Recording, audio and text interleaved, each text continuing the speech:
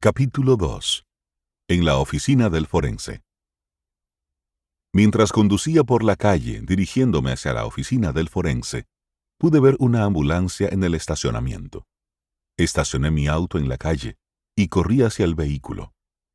Los paramédicos, que bajaban la camilla desde atrás, fueron sorprendidos cuando grité: «¡Creo que es mi hijo, Mark Canfora!». Me miraron con sincera compasión en sus ojos y dijeron: «Sí, sí, este es su hijo. Pero, señor, ¿está seguro de que desea hacer esto?». «Sí», dije suavemente, mientras miraba el contorno del cuerpo de mi hijo dentro de la bolsa de plástico. «Tengo que estar con mi hijo». El médico forense llegó desde el edificio y me hizo la misma pregunta: «Señor, ¿usted realmente desea hacer esto?». «Sí», dije rotundamente. «Tengo que estar con mi hijo». Caminé al lado de ellos, como ellos, mientras rodaban a mi hijo hacia el edificio. Una vez dentro, me quedé allí en silencio, inmóvil, mirando esta bolsa de plástico negra, donde estaba ahora mi hijo, mi niño, mi Marky. Solo con mi hijo. «Le buscaré una silla», escuché a alguien decir. Entonces, solo con mi hijo, abrí rápidamente la bolsa de plástico. Allí, acostado delante de mí, estaba mi hijo, en pantalones cortos de baloncesto y calcetines, sin camisa. Pero descansando suavemente sobre el pecho, estaban las placas de identificación militar de mamá y papá de la Segunda Guerra Mundial, que él siempre había llevado alrededor del cuello. Luego vi la quemadura de la cuerda marcada en su cuello, y parecía como si él estaba durmiendo. Con mi dedo, marqué la parte exterior de la quemadura en el cuello, el lugar exacto donde la cuerda había exprimido la vida de él. Los ojos de Marky estaban medio abiertos, como lo había visto muchas otras veces cuando dormía. «Esto no puede ser real», pensé. «Este es mi bebé, mi hijo». Había estado tan lleno de vida un momento, y totalmente sin vida el siguiente. Casi automáticamente puse mis manos en su pecho. «Señor Jesús, quiero tener a mi hijo nuevamente. Por favor, dámele vida». Él no está aquí. Oí una voz que nunca había escuchado. No fue audible para el mundo, solo en mi espíritu y mi mente. Con lágrimas, rápidamente respondí: «Yo sé que no está aquí, pero quiero que él regrese, Señor Jesús. Yo sé que este cuerpo es su tienda terrenal», pensé. Otra vez, puse mis manos firmemente en el pecho de Marky y oré: «Señor, sopla vida a mi hijo. Por favor, déjalo vivir». Creyendo firmemente que el Señor Jesús iba a resucitar a mi hijo, esperé ver el soplo de vida volver a entrar en su cuerpo. Con gran esperanza, esperaba ver a Marky respirar de nuevo. Me quedé allí, inmóvil, creyendo, esperando. Después de todo, la Biblia dice que si tenemos la fe de una semilla de mostaza, podemos mover montañas. Y esta era la montaña más grande de mi vida, así que le pedí a Dios una vez más que lo resucitara. Busqué en mi memoria versículos de las Sagradas Escrituras para orar. «Tú resucitaste a Lázaro, resucitaste al siervo del centurión, resucitaste a la niña de Jairo de los muertos. Marky es seguramente tan digno como el siervo del centurión, Señor. Por favor, resucítalo. Dios, por favor». Y entonces Dios respondió: «Tú pediste por su vida y te la di. Ahora Él está conmigo». Por la gracia de Dios. Nunca antes había experimentado lo que ocurrió en ese momento. Me recordé del día que nació Marky hacía 18 años y medio en 1986. El día que nació Marky. El Hospital General de Akron estaba a solo unas cuadras de donde estaba parado en la actualidad, y yo me veía claramente arrodillado en el piso del pasillo, rogando a Dios y orando con todo en mí para que dejara vivir a mi pequeño hijo. Marky casi murió en el hospital el día que nació. Fue justo después de las 4:30 a.m. y Marky venía demasiado rápido. El récord médico, el monitor fetal y otras máquinas gritaban ¡trauma! El cordón umbilical estaba enrollado alrededor de su cuello. La enfermera neonatal corrió hacia nuestra sala de parto y comenzó a tratar de evitar su nacimiento colocando su mano sobre su cabeza ya saliendo.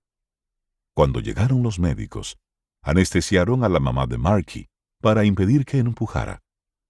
Mi esposa estaba en problemas y mi bebé se asfixiaba y no podía respirar. Los médicos y enfermeras ordenaron que me quedara quieto mientras rodaban a mi inconsciente esposa y el niño por nacer a otra habitación, pero no me quedé quieto. Nuestro bebé estaba prensado en el canal de parto y nadie me podría impedir estar con mi esposa y mi bebé. Vi los doctores correr a través de 2 grandes puertas dobles que oscilaban vigorosamente después de que pasaron. Puse mi pie entre las puertas para poder oír lo que se decía y miré a través de los pequeños vidrios a medida que intentaban desesperadamente salvar la vida de mi hijo. Pasados unos segundos, entré a la habitación. A unos 30 pies del drama, miré, oré y le rogué a Dios que le permitiera vivir a mi bebé. Marky nació unos minutos más tarde, a las 4:56 a.m. Él estaba inmóvil después de que el cordón umbilical fue removido de alrededor de su cuello, y no lloró inmediatamente como hacen los recién nacidos. Marky había sido sacado con forceps y le habían dado oxígeno inmediatamente. Entonces la enfermera gritó, «¡No se está moviendo!». Succionaron su boca y nariz y le dieron oxígeno. Luego, momentos después de que la máscara de oxígeno fue removida de su carita, Marky empezó a llorar. Por la gracia de Dios, tenía a mi hijo. Yo tuve un hijo. Es un niño, la enfermera dijo tranquilamente. Pero el drama no había terminado. Otra enfermera frenéticamente gritaba, «Su lado izquierdo no se mueve, doctor, su lado izquierdo». El doctor dio una orden, y la enfermera frotó su cuerpo vigorosamente. Marky dejó escapar otro grito, y éste sacudió el hospital entero. Sin embargo, mis oraciones desesperadas continuaban. Este padre le rogaba a su Padre Celestial que permitiera que su hijo viviera. La enfermera miró hacia mí y suavemente preguntó, «Doctor, ¿cree usted que está bien si el padre viene a ver a su hijo ahora?». Yo sé que ninguno de ellos me había visto allí de pie hasta que terminó el procedimiento de emergencia, y muy gentiles, amables y aliviados de que nuestro bebé vivió, no dijeron nada sobre el hecho de que había desobedecido su orden de permanecer quieto. Estaba asombrado, abrumado con agradecimiento y aprecio. Yo tenía un hijo. Le di gracias a Dios, a los médicos y a las enfermeras. Lloré mientras sostenía a mi Marky. Antes y después. Antes del 8 de septiembre de 1986, yo era egoísta e inmaduro. No había sentido la necesidad de Dios en la mayor parte de mi vida. Solo de vez en cuando quería algo o cuando estaba en problemas, me dirigía a Él. Yo era como la mayoría de las personas que no tienen una relación con Dios. Hablaba con Él cuando quería algo de Él. Yo era tan indigno de un Dios amoroso, pero Él contestó mis oraciones cuando yo clamé a Él en esas horas de la madrugada. Este esposo de 20 años y ahora, nuevo padre, no conocía a Dios, pero Él me conocía. Y Él respondió a mi clamor desesperado y dejó vivir a Marky. Dios me bendijo con lo que resultó ser 6,870 días preciosos con mi niño, mi hijo. A medida que transcurría el día del nacimiento de Marky, su madre Gina despertó de la anestesia para descubrir que tenía un hijo. De hecho, fue el último miembro de la familia de saber la buena noticia. Sus padres, mis padres, tías, tíos y el resto de la familia, todos escucharon mis gritos exuberantes de «¡Es un niño! ¡Es un niño! ¡Tengo mi Marky! ¡Es un niño!». En un nuevo lugar. En la tarde del 8 de septiembre, mientras conducía a nuestro apartamento, situado justo enfrente del parque de Edgewood, estaba agradeciendo a Dios y llorando de alegría. Cuanto más me acercaba al apartamento, más lloraba. Me sentía completamente solo y cansado. Yo quería a mi esposa. Yo quería a mi hijo. A como Dios lo quiso, yo me acerqué a él esa noche. Sí, yo había clamado a él temprano en el día, y él se me había revelado de una manera milagrosa. Dios había puesto vida en mi hijo. Yo había visto el milagro del nacimiento de Marky y la respuesta poderosa de Dios a mis oraciones por permitirle vivir. Dios continuó revelando su amor por mí mientras yo me sentaba en mi auto en el estacionamiento entre nuestro apartamento, la primera casa de Marky, y el parque donde más tarde él tomaría su último aliento. Curiosamente, había un mensaje que estaba sonando de fondo en la emisora de radio cristiana esa noche. Generalmente yo escuchaba rock and roll, no música cristiana. No recuerdo los detalles específicos sobre el mensaje, pero recuerdo que hablaba del sacrificio amoroso de Cristo y cuánto Dios nos ama. Lloré mientras estaba sentado al volante de mi auto. Yo estaba en un nuevo lugar, a pesar de que este duró solo un momento. Terminé de escuchar el mensaje y me fui a la cama. Dios sabía.